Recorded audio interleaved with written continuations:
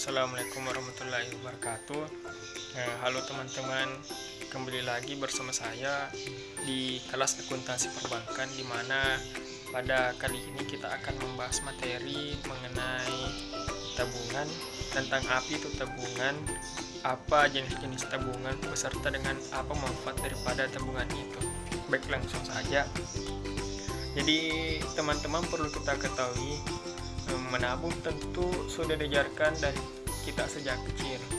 Dengan menabung banyak manfaat positif yang dapat kita terima, mulai dari tidak lagi hidup boros, mulai memiliki banyak simpanan uang, dan masih banyak manfaat lainnya. Tapi kenyataannya banyak orang yang belum mengetahui secara jelas dari pengertian tabungan itu sendiri. Jadi oleh karena itu kita akan membahas dengan lengkap pengertian tabungan beserta dengan manfaat, jenis-jenis dan sebagainya. Jadi yang pertama adalah pengertian tabungan. Jadi adapun pengertian tabungan di sini ialah suatu simpanan uang yang berasal dari pendapatan yang tidak digunakan untuk keperluan sehari-hari maupun kepentingan lainnya. Jadi simpanan uang di sini dapat kita gunakan dan diambil kapan saja tanpa terikat oleh perjanjian dan waktu. Dan salah satu tabungan yang paling sering digunakan banyak orang zaman sekarang adalah bank. Banyak kemudahan yang ditawarkan oleh bank untuk mereka calon nasabah yang ingin menabung. Salah satu kemudahannya adalah dapat menarik uang secara mandiri melalui yang namanya mesin ATM atau biasa disebut dengan anjungan tunai mandiri yang disebar oleh bank-bank yang ada di sekitar kita. Ketika menabung di bank, umumnya nasabah akan mendapatkan fasilitas seperti kartu ATM, adapun juga buku tabungan, mobil banking beserta dengan layanan lain sesuai dengan kebijakan masing-masing bank. Adapun mobil banking di sini ialah di mana setiap terjadi transaksi di tabungan nasabah yang bersangkutan, maka informasinya akan masuk melalui smartphone kita seperti itu. Jadi selanjutnya kita melangkah ke jenis-jenis tabungan. Jadi teman-teman, di sini ada beberapa jenis-jenis tabungan. Yang pertama adalah tabungan konvensional. Tabungan konvensional adalah tabungan yang paling umum dan paling banyak dimiliki oleh setiap orang. Seperti yang sudah kita bahas sedikit di atas, bahwa nasabah dari tabungan yang satu ini biasanya diberikan fasilitas buku tabungan, baik itu berupa kartu debit dan layanan banking, atau SMS banking, atau biasa disebut juga dengan mobil banking. Untuk tabungan yang konvensional, keuntungan atau bunga yang diterima itu terbilang rendah karena tujuannya memang hanya untuk menyimpan uang, bukan untuk pengembangan dana. Kemudian yang kedua adalah tabungan berjangka.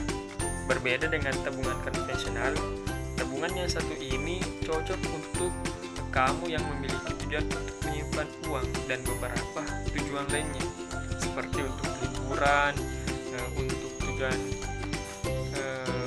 dan sebagainya. Bunga dari tabungan berjangka ini relatif lebih baik dibandingkan dengan konvensional, dengan bunga tabungan 3% hingga 7% per tahun. Hanya tabungan berjangka yang dapat diambil sesuai dengan telah disepakati. Jika kamu melanggar yang telah disepakati, maka kamu akan dikenakan denda atau penalti. Kemudian yang ketiga ialah tabungan anak. Tabungan anak ini ditujukan untuk mereka yang ingin mengajarkan anak-anaknya untuk menabung sejak dini. Dari fasilitasnya tidak jauh berbeda dengan tabungan konvensional. Mereka akan diberikan buku tabungan atau beberapa juga kartu debit tergantung kebijakan daripada bank. Jadi untuk tabungan anak ini saya masih mengingat sejak saya MTS di sekolah madrasah, saya pernah diajak oleh orang tua saya untuk ke bank, dan ternyata setelah sampai di bank, orang tua saya memberitahukan bahwa saya diberikan fasilitas tabungan anak, dan dalam hal ini adalah terkhusus kepada tabungan pelajar seperti itu. Kemudian yang keempat, ada yang disebut dengan tabungan mata uang asing, di mana tabungan yang satu ini sering disebut dengan PALAS atau kepanjangannya valuta asing. Tabungan ini biasanya sering ditemui di perbankan. Mata uang yang sering digunakan dalam tabungan ini seperti dolar, euro, pound sterling, dan beberapa mata uang lainnya. Dan yang kelima, ada yang disebut dengan tabungan haji. Ya, tabungan haji ini sering sekali digunakan untuk mereka yang memiliki rencana atau planning untuk ke Tanah Suci dalam beberapa tahun ke depan.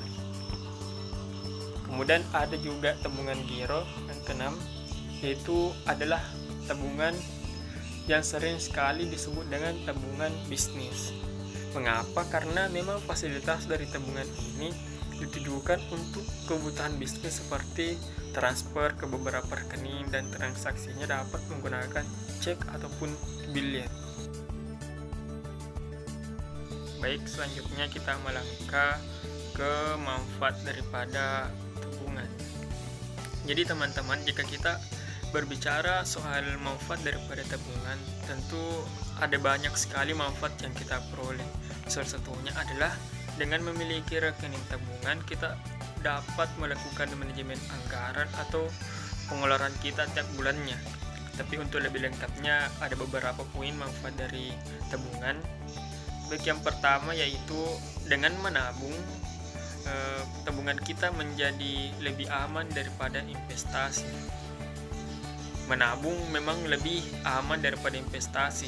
Dalam berinvestasi diperlukan menghadapi risiko yang lebih besar dari tabungan. Namun jika Anda dapat berinvestasi dengan cepat, maka hasil yang didapat lebih besar ketimbang tabungan, karena investasi memiliki risiko yang lebih besar ketimbang dengan tabungan. Jadi yang kedua adalah manfaatnya selalu siap ketika kondisi darurat. Jadi ketika kita dalam kondisi darurat, memang yang sangat dibutuhkan. Terkadang kejadian-kejadian yang tidak kita perkirakan akan sangat krusial. Jangan sampai kita tidak memiliki dana darurat, maka hal tersebut akan menyebabkan utang ataupun pembiayaan kita menunggak. Kemudian manfaat yang ketiga adalah kita memperoleh manfaat bunga atau mendapatkan bunga setiap bulannya. Jadi selain kita dapat mengatur keuangan atau melakukan perencanaan dan strategi keuangan dari rekening tabungan, kita pun juga memperoleh keuntungan lebih, di mana bank biasanya memberikan bunga dan memberikan beberapa keuntungan lain pada kurun waktu tertentu. Namun bunga yang diberikan oleh bank terkadang jumlahnya sangat rendah, dan memang bahkan jumlahnya rendah. Walaupun begitu, tetap saja bunga yang diberikan oleh bank bisa kita jadikan sebagai pendapatan yang lebih menguntungkan. Kemudian manfaat terakhir ialah terciptanya kondisi keuangan yang lebih sehat. Jadi manfaat terakhir ini tentu sudah kita rasakan, karena setiap kita melakukan pengeluaran dana, yang pertama kali terfikirkan adalah prioritasnya, yang mana ingin kita prioritaskan terlebih dahulu. Dengan pemikiran tersebut, tentu kita akan sangat bisa untuk berhemat dan mengurangi pengeluaran kita setiap bulannya. Jadi teman-teman, mungkin pemaparan saya cukup sekian. Semoga teman-teman memperoleh pelajaran dari setiap apa yang saya sampaikan. Apabila ada kesalahan mohon dimaafkan. Wassalamualaikum warahmatullahi wabarakatuh.